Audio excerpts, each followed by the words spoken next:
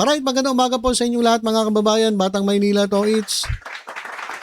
Bago natin pakinggan itong pahayag ni VP Sara Duterte tungkol sa impeachment complaint laban sa kanya, ay balikan lang natin itong nangyari nito pong Pebrero. Kasi mga kababayan, meron pong isinampang dalawang impeachment complaint laban kay Sara Duterte. Ang nag-file po ay February 2 po, February 2, 2026 po i-final. So, ang nag-file po ay ang mga civil society at activist groups o kasama ang progresibong organisasyon tulad ng Makabayan Black at iba pang grupo gaya ng Tindig Pilipinas, Akbayan at Mamamayang Liberal. Layunin ng mga reklamo na ireklamo si Duterte dahil sa umunoy malawakang korupsyon, maling paggamit ng pondo, confidential funds at iba pang paglabag sa tiwala ng publiko. So, dalawa pong impeachment complaint ang kakaharapin ni VP Sara Duterte. At ano nababalita doon sa impeachment complaint? Kasi mga kababayan, meron ding impeachment complaint laban kay Pangulong Bongbong Marcos kaso yun po ay nabasura.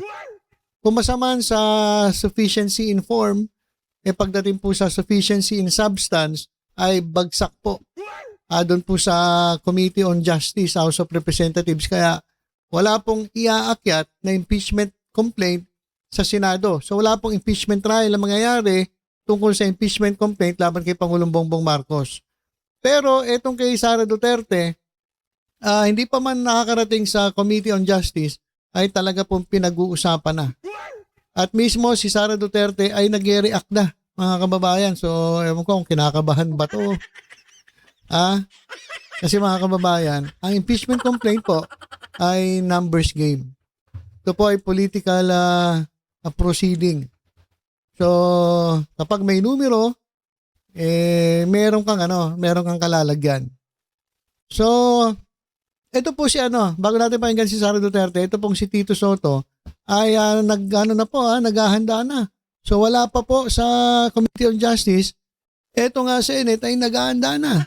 So sigurado na ata etong Senado na makakarating sa kanila yung impeachment complaint laban kay Sara Duterte. Ibig sabihin, may impeach si Sara Duterte dyan sa House at magkakaroon ng impeachment trial dyan po sa Senado. So anong ginagawa? Anong ginagawa ngayon ni Senate President Tito Soto? Sabi niya rito, the Senate is always ready kasi part of our job yan . All we have to do is ratify it again if ever we receive any articles of impeachment. Kailangan maliwanag ang pananaw mo sa rules of evidence at saka yung rules on criminal procedures. I'm preparing for that being the presiding officer. Ayan mga kababayan. So, basahin lang natin to. Senate President saying he has begun consulting members of the judiciary to prepare for the possible conduct of an impeachment trial. So, naghahanda na itong si Tito Sen sa paparating na na impeachment trial laban kay Sara Duterte. Ayan nga po, kumonsulta na siya sa judiciary. At nagkonsulta na rin sa mga rules and procedures. Kasi sabi nga ni Soto, bagamat ang Senate President ang magpe-preside over an impeachment trial, ang decision po ay manggagaling sa entire body, sitting as an impeachment court. So hindi po ito desisyon ng presiding officer. Hindi yung presiding officer ang masusunod, yung court ang masusunod. At sabi niya, contentious matters must be resolved collectively by the full impeachment court. Sabi din niya, he does not see any major differences between a possible upcoming impeachment trial and previous ones. So, alos parehas lang din ang mangyayari ng mga previous impeachment trials. Noting that proceedings must follow established procedures and due process. Sabi niya, hindi pwedeng patagalin yan. Kailangan niya the fastest way possible. Unfair to the public and unfair to the person being charged. So, kung si Chis Escudero ay hindi alam ang ibig sabihin ng forthwith ito si Tito Sen, alam na alam kung ano ibig sabihin ng forthwith. Kaya sabi niya, hindi pwedeng patagalin yan, mabilisan niya kinakailangan, fastest way possible. Kasi nga naman, unfair sa publiko, unfair din kay Sara Duterte kung makakarating nga ang impeachment complaint dyan po sa Senado.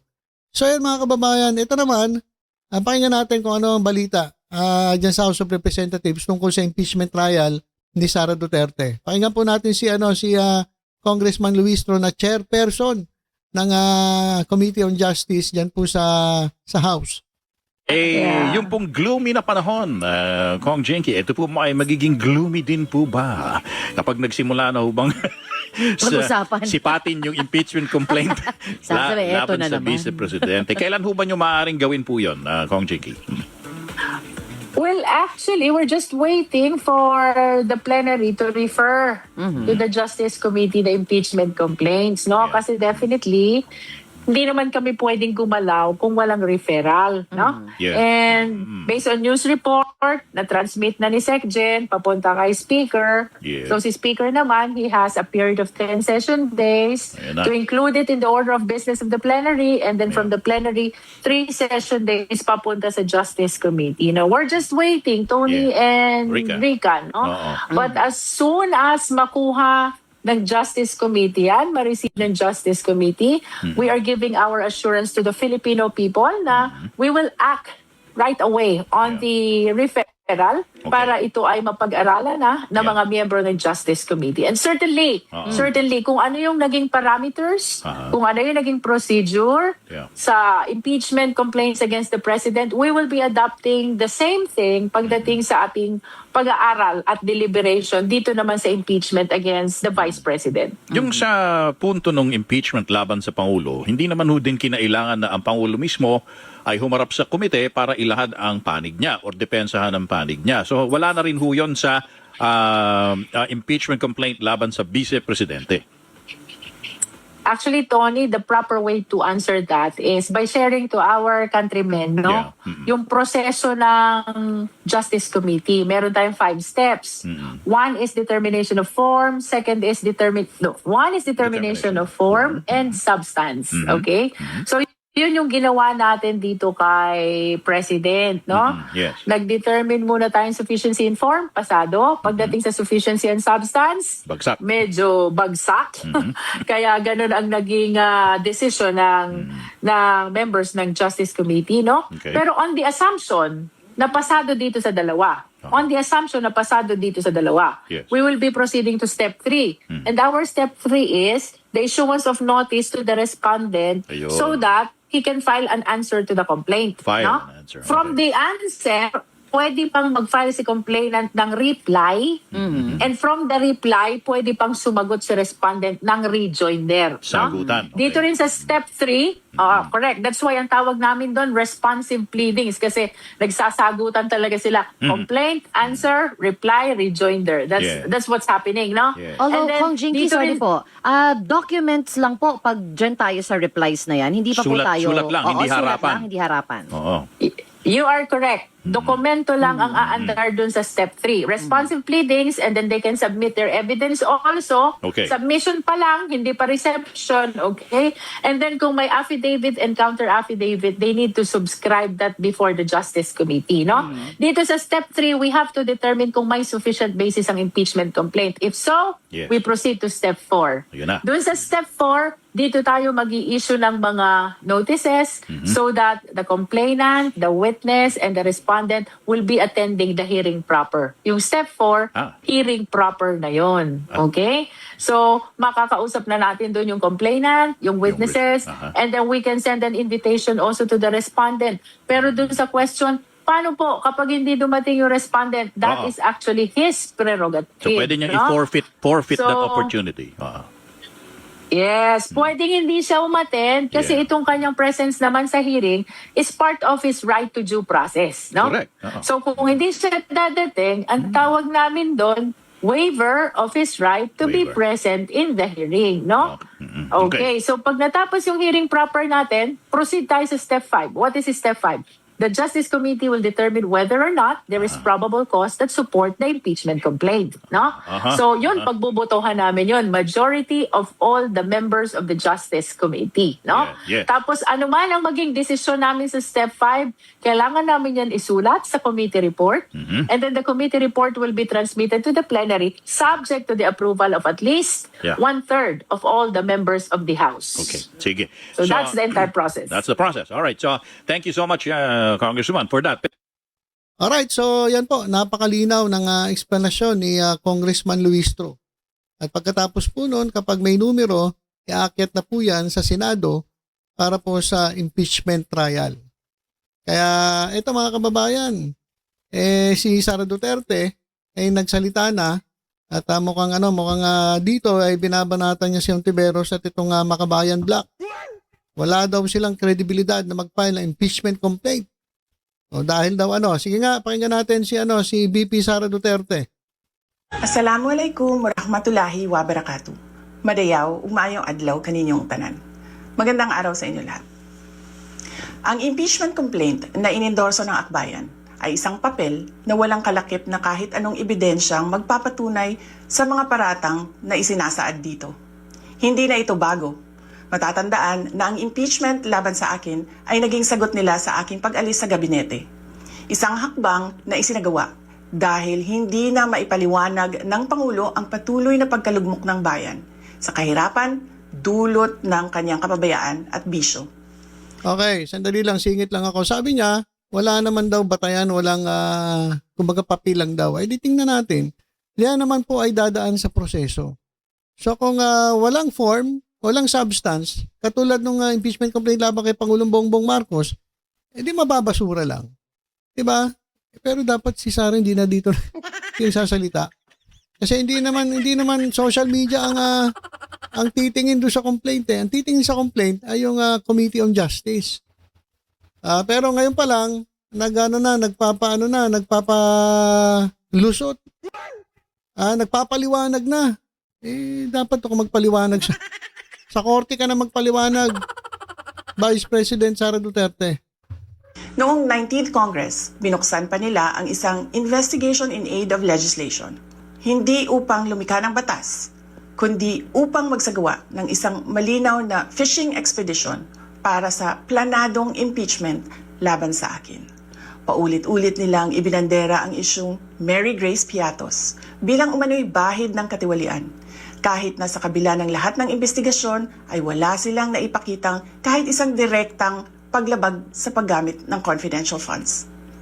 Sumunod na dito ang bentahan ng mga pirma para sa impeachment at ang mga tinaguriang for later release projects na ipinangako umano sa ilang miyembro ng Kamara upang itulang ang impeachment laban sa akin.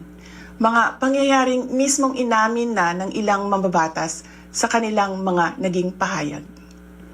Mga kababayan, walang kredibilidad ang akbayan upang mag-endorso o magsumite ng impeachment complaint. Ilang ulit ng hayagang ipinahayag ng kanilang pinuno ang kanyang intensyong tumakbo sa pagkapangulo. Isang malinaw na indikasyon ng pampulitikang motibo sa likod ng kanilang mga hakbang.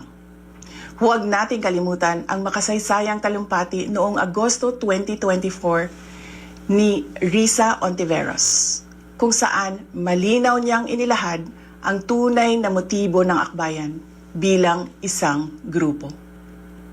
At habang ang anak niya ay may kapangyarihan pa, hindi magiging madali ang ating laban. While VP Sara is in power, the threat of a full-blown Duterte comeback is still a very real and present danger. For one, they are supported by one major superpower, China. Kaya malinaw na lahat ng ito. Okay. Paliwanag ko lang ginamit ni Sara Duterte yung speech ni Risa Ontiveros kasi pinalalabas niya yung sinabi ni Risa Ontiveros ay may kinalaman sa pagtakbo niya bilang presidente. Sa tingin ko, hindi yun dun eh. Sa tingin ko yung context ay hindi sa pagtakbo ng sinabi ni Risa Ontiveros na yung kanyang laban, laban yun sa corruption. O laban sa mga Duterte. Pero sa tingin ko, hindi po yun yung sa laban sa pagiging presidente. Liwanagin natin, check nga natin yung yung mas maganda napanood yung buong video para malaman natin yung konteksto ng sinabi ni Risa Ontiveros. Kasi pinapalabas dito ni Sara Duterte. Yung sinabing laban ni Risa Ontiveros, itatakbong presidente, itong si Risa Ontiveros. Sa tingin ko, yung sinabi niyang laban ay hindi yun sa pagka-presidente. Sa tingin ko, laban yun sa corruption o laban sa mga ginagawa ng mga Duterte. Mas maganda sana kung napanood natin, kaso putol nag-quote lang ng video, splice lang yung kinuha ni Sara Duterte. Ngayon, eto, tingnan nyo palalabasin niya. Ito ay isang uri ng harassment at pang-aabuso sa proseso ng impeachment ng Grupong Akbayan. Hindi malinaw kung ano ang ipinaglalaban nila para sa kaayusan ng bayan, pero napakalinaw ng kanilang pamumulitika at pagpapahirap sa usaping diplomasya ng ating bansa. Sa huli, ang tunay na laban ay hindi lamang laban ng iisang tao o iisang grupo. Ito ay laban para sa katotohanan at sa dangal ng ating bansa. Naway magsilbi itong paalala sa ating lahat na ang kapangyarihan ng impeachment ay hindi dapat ginagawang sandata ng politika, kundi isang banal na proseso para sa hustisya at pananagutan. Sapagkat kapag nanaig ang abuso, ang tunay na talunan ay ang sambayanang Pilipino. Syukran. Okay. So yun mga kababayan yung pahayag ni Sara Duterte. Ma'am, sa akin lang sa korte na lang kayo magpaliwanag. Bakit ka pa magpapayag sa social media? Di ba? Paliwanag mo yun sa korte, may mga abogado ka naman, magagaling naman abogado mo Kaya mo naman magbayad ng mga milyones sa abogado. Si Kaufman nga magkano sweldo sa sa dahig. Kaya niya naman sa magbayad ng malalaking mga dekalibreng mga abogado. Doon ka na lang sa korte magpaliwanag, doon kayo makipaglaban, no? Etong social media kasi ginagamit Ngayon ginagamit nila para doon sa mga tao na naniniwala sa kanila. Syempre maraming susuporta yan. Duterte. Marami magko-comment dyan. So ginagamit nila yung social media at palalabasin na itong impeachment trial ay talagang panggigipit lang sa kanya. Ito namang impeachment trial, ito po ay proseso para mapanagot. Kung talagang ikaw may kasalanan, mananagot ka. Tatanggalin ka sa pagka-vice presidente. Kung wala naman talagang katotohanan yung binibintang sa'yo na gaya ng sinasabi ni BP, mapapawalang sala. Mababasura lang yung impeachment complaint. Pero yung magsasalita ka sa social media, wala pa nga. Parang parang masyado ka naman defensive. Masyadong defensive, pinagtatanggol mo agad sarili mo, sinasabi mo na sinisiraan ka lang ni Risa Ontiveros, etong akbayan ay walang kredibilidad Hayaan na lang ang korte, hayaan na lang ang Justice Committee na magdesisyon dyan kasi yun yung mga eksperto Yung mga DDS naman, syempre, sasang-ayon kay BP. At kasi ang ginagawa nito, parang humingi siya ng simpatya sa mga tao Kaya kayo mga kababayan na medyo nadadala sa mga magagandang pananalita, sabihin ko lang po sa inyo, hintayin po natin yung proseso. Huwag po kayo maniwala sa mga sali-salita. Mas maganda po, manood tayo ng nangyayari sa House of Representatives kapag ito po ay naibigay na po sa Committee on Justice. Manood tayo kung paano nila pag-aaralan itong impeachment complaint, kung ito ba ay sufficient in form, sufficient in substance. Kapag sufficient in substance, aakyat na po yan sa plenaryo at pagkatapos po may report na po yan at dadali na po sa Senado para sa impeachment trial. So doon ka na lang magpaliwanag. Sa social media kasi sa social media talaga nagagamit lang Tapos babanat yung mga trolls. Sige mga trolls. Ganun po yun So pinakamaganda, wag na lang maging masyadong defensive na paghahalata tuloy na na kinakabahan na Wag masyadong defensive. Diyan na po sa proseso, sa proper forum, diyan na po sa korte. Ikaw magpaliwanag, Vice President. Okay, so yun lang po muna mga kababayan. Tutok-tutok lang po dito sa Batang Maynila. To, isa pa pang updates. Ingat po tayong lahat. God bless po.